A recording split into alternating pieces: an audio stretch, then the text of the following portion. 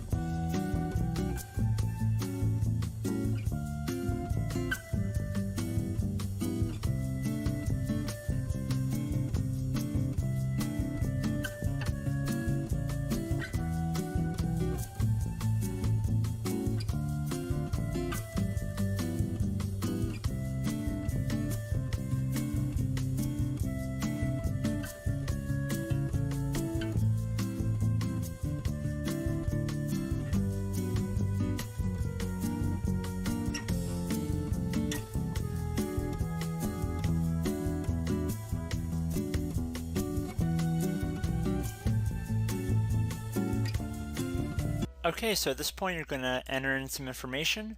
You're going to enter your country, preferred language, keyboard layout, and what time zone you're in. And then once you've checked all of that, you're going to select next. It'll begin applying these settings. You're going to have to accept the end user license agreement. You can use express settings to instantly get back and speed up the process a little bit, or you can click on customize right here. It should be the middle button, and you can customize what you're exactly installing when you're resetting Windows 10. So if you want to disable sending input data to Microsoft, you can deselect that by clicking inside of these horizontal boxes, and you can go through and check them out on your own, but I'm going to keep most of them default how they are, and I'm going to select next here. I'm going to select next again, and you guys are more than welcome to go check through and see exactly what you are agreeing to. I'm just trying to speed this video up a little bit.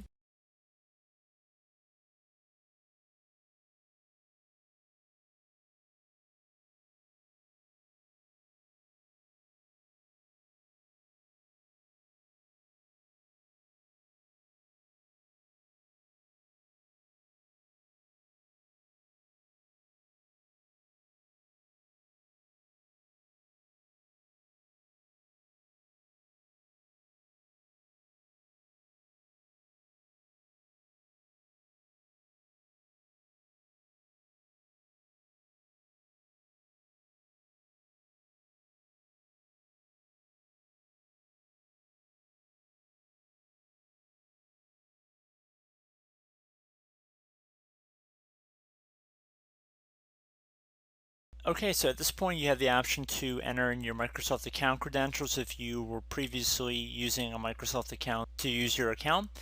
You could also create a new Microsoft account, or you could skip this step and create a local account on your computer, which what I'm going to do. So I'm just going to do a quick little example for you guys.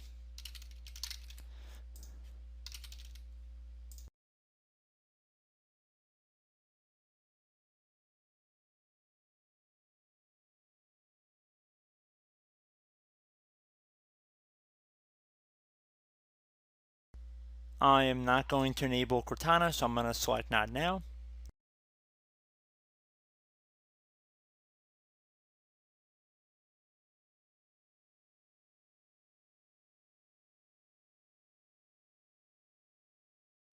And there we go. We can see we are logging into Windows, and it should be a fresh install of Windows we are logging into right now.